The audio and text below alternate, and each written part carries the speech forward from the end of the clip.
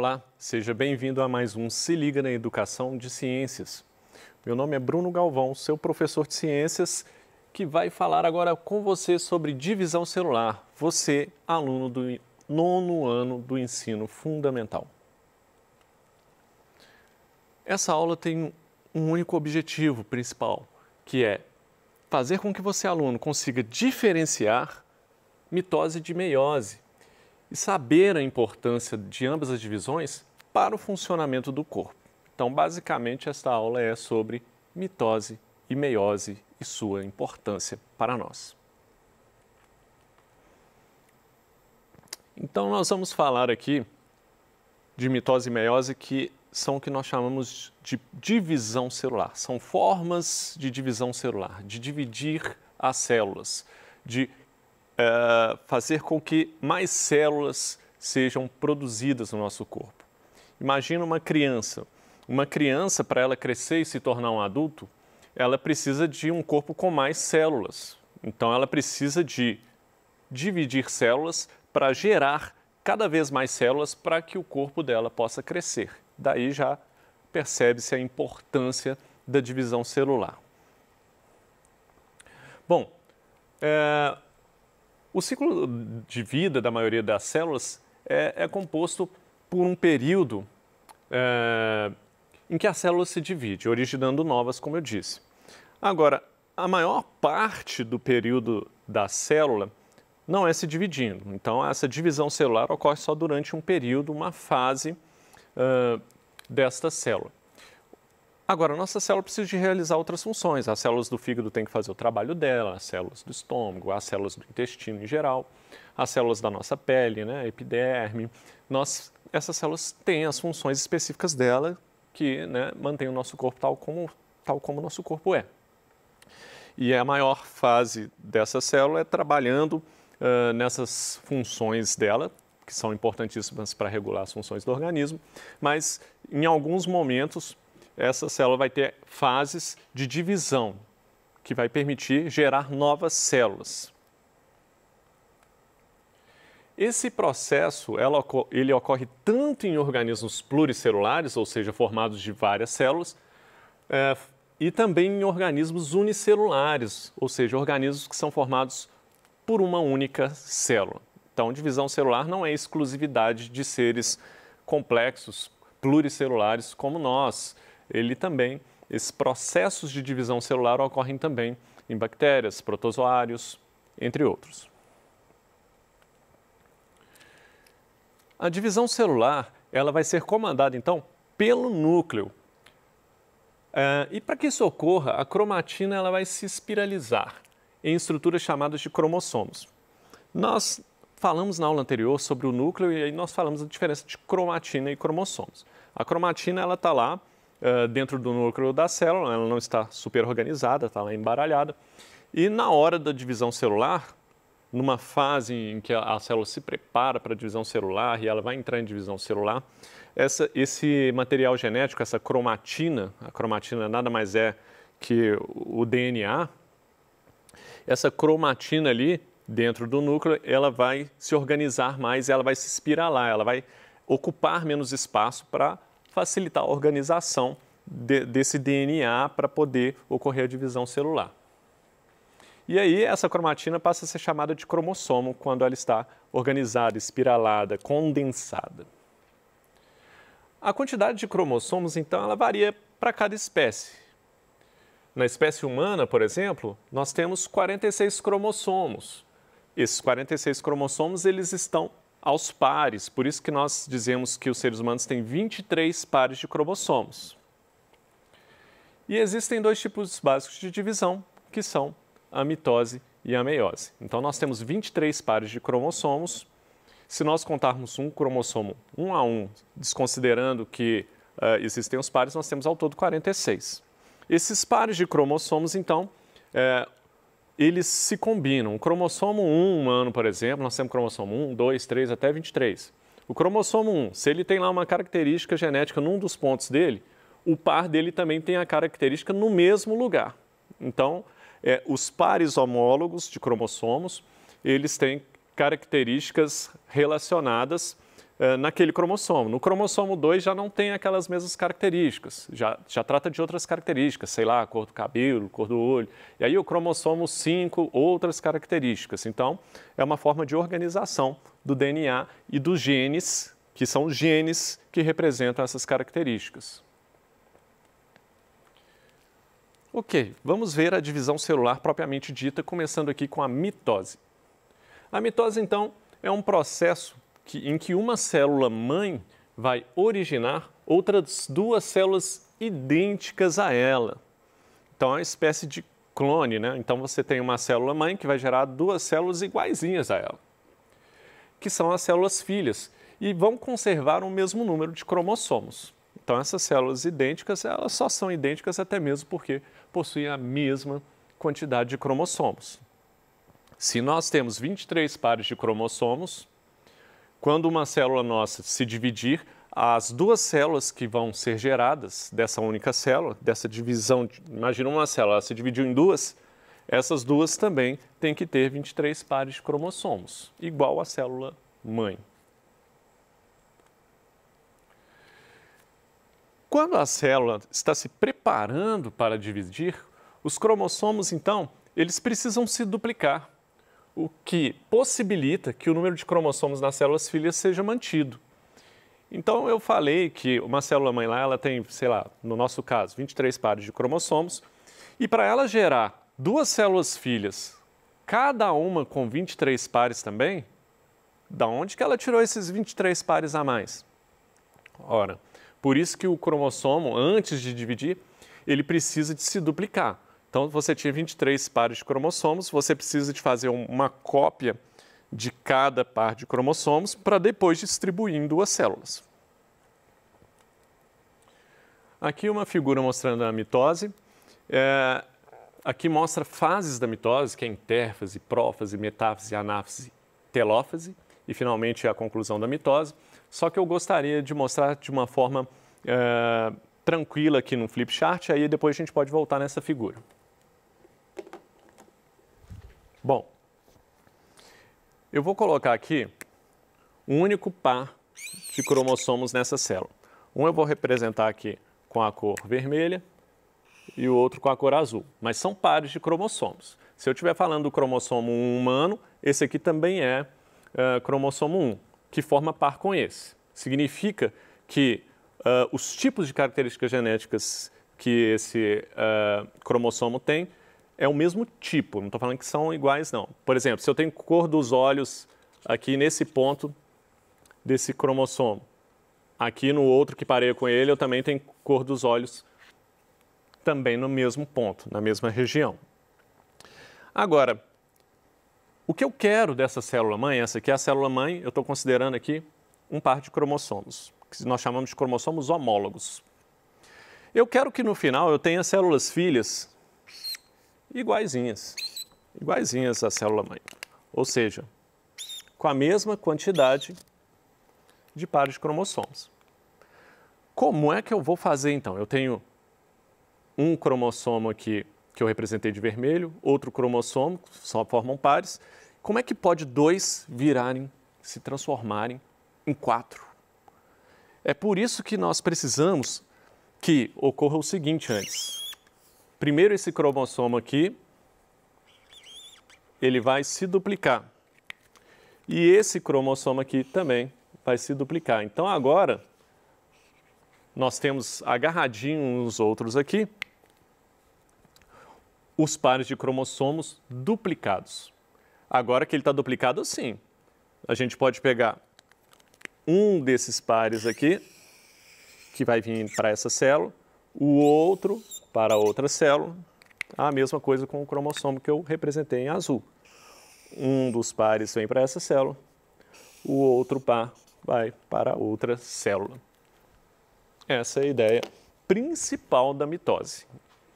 E aí, é claro que isso não é um processo assim, eu tenho um par de cromossomos e de repente já aparece 2 pares e de repente a célula já se divide. Não, é isso que essa figura está mostrando, que existem fases para isso. Nós temos a intérfase, que a principal característica da intérfase é a duplicação desse DNA, desse cromossomo. no nosso caso 23 pares de cromossomos. Nós temos a prófase, que é quando o núcleo se desfaz, né? A carioteca, essa membrana nuclear vai se desfazer e também o nucleolo, e aí vai liberar esses cromossomos, deixar eles soltos. Nós temos a metáfase, em que esses pares de cromossomos vão se alinhar no meio da célula. E você vê aqui na figura que eles estão agarrados a umas linhas que são chamados fusos. E esses fusos vão separar esses cromossomos aqui na anáfase. Olha aqui na anáfase que está tendo uma separação dos pares de cromossomos homólogos. Então, nós estamos separando, nós estamos levando aqui, aqui nós estamos separando as cromátides. Então, nós duplicamos aqui a DNA e a gente está levando uma parte daquele duplicado, daquela cromátide para um lado e a outra parte para o outro. E, finalmente, a telófase, que é quando a célula volta a formar núcleo, que ela começa a se dividir em duas células, realmente forma o núcleo novamente, forma o nucleolo e volta ao seu estado normal, assim como uma célula mãe.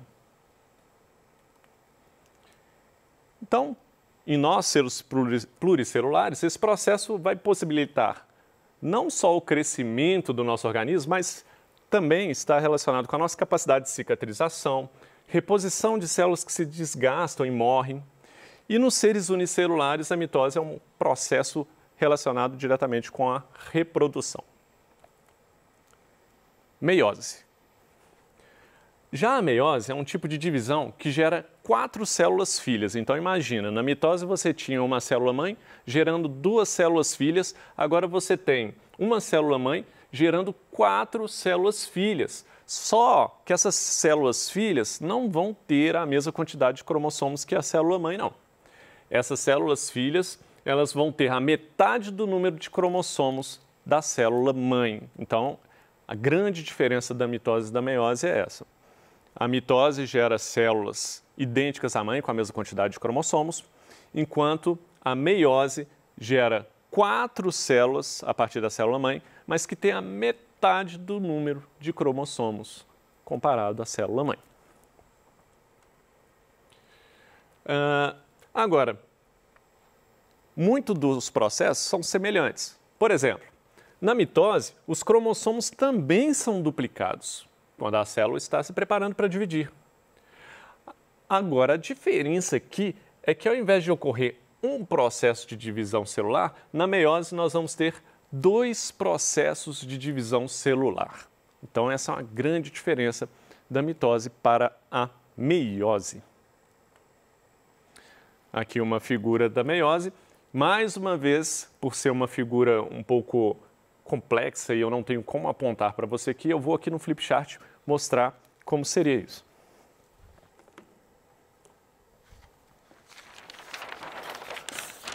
Vamos lá de novo. Agora vamos para a meiose. Vou usar um exemplo semelhante, onde vou colocar aqui um par de cromossomos homólogos, representando cada um por uma cor. Aqui a gente está falando de um período que a gente chama de intérfase. É o mesmo que aconteceu na mitose. O que aconteceu aqui? Espera aí, está faltando uma célula aqui e uma célula aqui. Ótimo. O que aconteceu aqui? Nós temos que esse cromossomo também vai ser duplicado igualzinho na mitose. E o outro cromossomo, que faz o par com o anterior, também vai ser duplicado. Então, isso é uma coisa que acontece na intérfase, que é um momento de preparação para a divisão celular, inclusive. Agora, diferente da mitose, vou tomar um pouquinho d'água.